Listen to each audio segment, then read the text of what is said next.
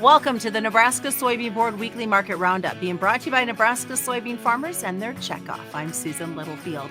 If you have ever wanted to know the ins and outs of the cattle market, this is an episode you are not going to want to miss. We're going to talk about what's been happening, not only on the cattle side, but we're going to look at some grain sides as well as we get ready to head into a new week and we start to make that downhill slide towards the end of the year.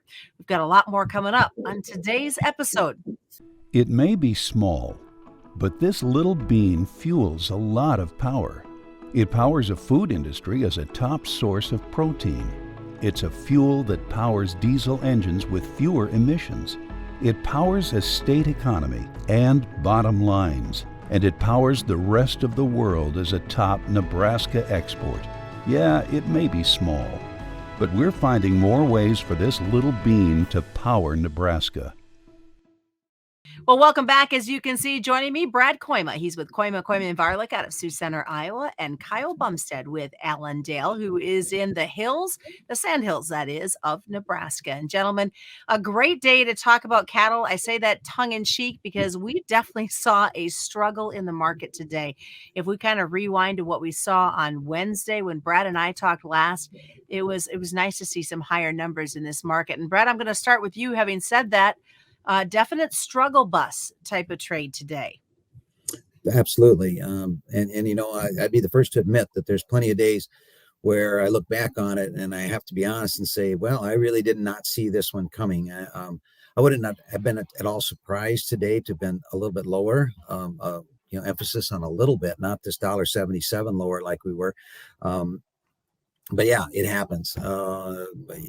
There are plenty of times where I don't necessarily completely pretend to understand the whole marketplace. I'm not sure that a little bit of today maybe wasn't, maybe the rubber band was stretched a little bit yesterday.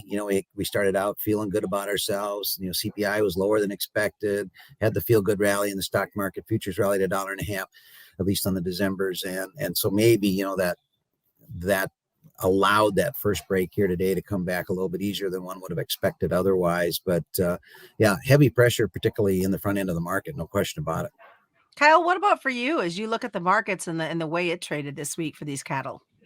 Well, I would have to agree. We started out the week early on a high note, and then once we started the sell button, we started to develop some technical sell pressure. And by technical sell pressure, I mean, once we've hit some key moving averages, it just seemed like we hit the stops and there were some sell stops waiting underneath the market. But what stuck out to me is before we started this week, the complex as a whole, both live cattle, to a lesser extent feeder cattle, had seen a sizable increase in the open interest like we'd seen before the Goldman Sachs rolls here previously this year, where the open interest just balloons going into this roll time frame and then seems to just be drained out once we get into the roll. But we haven't really seen the open interest decrease that much like we have in past roll time frames. So it's a little bit, I don't really know what to make of that action. I was looking for a little bit more open interest to be leaking out of this complex here while we're in the process of leaving the December contract, moving out to the FERDs. But what stuck out to me today was really the amount of spread pressure that we saw here, like Feb losing to April by 22 cents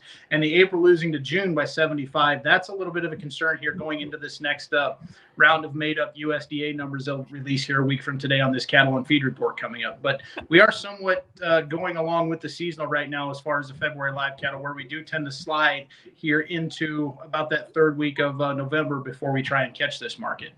All right, let's talk about that quick, and then we'll jump into Brad. So we do have a cattle on feed report a week from Friday. Having said that, a lot of positioning, is that going to make for some interesting trade come Monday? What are you thinking, Kyle? It could. It wouldn't surprise me if we start out lower here on Monday. And like I've always said, if we start out, I'd rather a market start out lower on a Monday. That way we've got something to try to, at least try to bring it back here by the close here by the following Friday. But, we've kind of got all the procurement done for the holidays here as far as boxed beef goes. And if we use today's number here at midday, we're down about $4.20 on that choice here for the week. So boxed beef has slipped a little bit, but that seasonal, there is a seasonal sell that does come up here in that February contract here shortly after Thanksgiving. So the tendency of the seasonal right now is for us to slide down into Thanksgiving or the week of Thanksgiving. Then we typically catch and start to work higher for a short period of time into that first week of December, first 10 days of December. But I also think that looking at the outside markets too, there's been a lot of emphasis on this cattle complex. Well, we're a week out, Brad, from this report, and I saw you chuckle a little bit in the background. Well, I appreciated Kyle's terms of endearment that he has for the USDA. And let's add the grain reports to that while we're at it. Let's have a report come out at 11 o'clock. Let's have data that's about this long. And then let's sit here and with our thumb up our nose, waiting to see what the data actually is, whether the market is up 8 or 10 or 12. Whoever thought that was a great idea? Sorry. Anyway, I appreciate Kyle's comment about the seasonals. And here's a shameless plug for my birthday. Because it's an easy way to remember that seasonal that he's talking about. So I've got a brother that's birthday is April 23. It's one of the oldest seasonals in the book. That's when you buy August feeders, right? April 3rd, April 23. Doesn't always work. It's a seasonal. My birthday is December 15, and my mental note is always to make, if you're bullish, that maybe a week or so ahead of my birthday, you kind of want to have your stuff in place.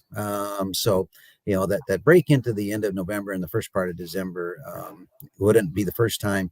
And I don't know if Kyle would agree or not, but this last couple of years with these Black Swan events, it's been a little tough to hustle up a seasonal that's been very reliable. But, you know, maybe we're finally getting back to a little more of a normal structured market where, you know, I believe that we are as current as we've been in a couple of years, you know, so we don't have that backlog or inability to get cattle dead or moved or whatever. So, you know, maybe we're in a little more normal place, if you can say that anymore, with the way the marketplace has been. So, crypto, you talked about that, Brad, as we were getting ready to do this program and the struggles that it had. What weight has that put on the markets this week? I got to be honest. I was kind of struggling for a reason why, with the cash market as good as it was here, right up until the bell here today, where there was bids actually higher. We actually were bid 155 here, believe it or not, right up into the close, on the right kind, black, high choice, you know, prime kind of cattle. But you know, so you start to kind of search, and you know, I was hearing a little bit of feedback from some of the other traders that, you know, perhaps it was this uncertainty that was created by this what looks to be a bust in this whole crypto thing, where one big outfit declared bankruptcy, right, and under liquidation. You know, what does that have to do with cattle? Yeah, I'd say I'd agree, nothing, except that whenever you throw this feeling of uncertainty, it seems like the long speculator disappears, and he seems like he takes the cattle with that the first thing, you know, where they go, well, you know, if everybody starts to worry about it, then maybe we won't have a ribeye or something. If that was part of the market today, I would like to think that by Monday morning we'll probably have hopefully put that back in our memory bank, and maybe we'll be stabilized by then. So, but yeah, tough day today. We didn't close very well at all. Well, as we continue here at the Nebraska Soybean Board Weekly Market Roundup, Kyle, we kind of started polar opposite with the grain complex, and it was some lower numbers to start out the week, finished the Friday on a higher note. Well, that's right, Susan. And I think early on this week here, we did see some non-commercial, some fund liquidation, especially in the corn complex. You know, wheat the last couple of weeks has really been taking it on the chin here, but corn took it really hard this week too. And there was a market there that did see a lot of technical non-commercial selling. And I think some of that money, as we got through the Fed announcement, we're getting towards the end of the year, and you know, talking about seasonals and cattle, there is some seasonals here in the equity markets where we tend to drift higher going into the end of the year. So it does not surprise me that some of that money could potentially be coming off the table here in the grain complex, especially corn, moving over into those equities, thinking we could be seeing some rally here in this equity complex, especially if they don't raise interest rates. But who knows what the Fed's going to do with interest rates. They're doing such a great job at it anyway right now. But we did see some support here come into the crude oil and things like that, as we've seen some lockdowns potentially lifted here in China. And that, I think, kind of helped maybe hold us in support here in the corn market. But looking around nationwide here, our national cash basis on corn is just on fire. When you look at that weighted average, we're, I think, 7 cents over, whereas a year ago, the 5-year high for this week was 13 and a half cents under. So our national cash corn basis is just crazy high. And the spreads, they're not indicative of any carry. So it's not telling us to be storing any grain, or as far as corn right now, it's not telling us to store corn. It's saying that the market wants our corn right now off the combine.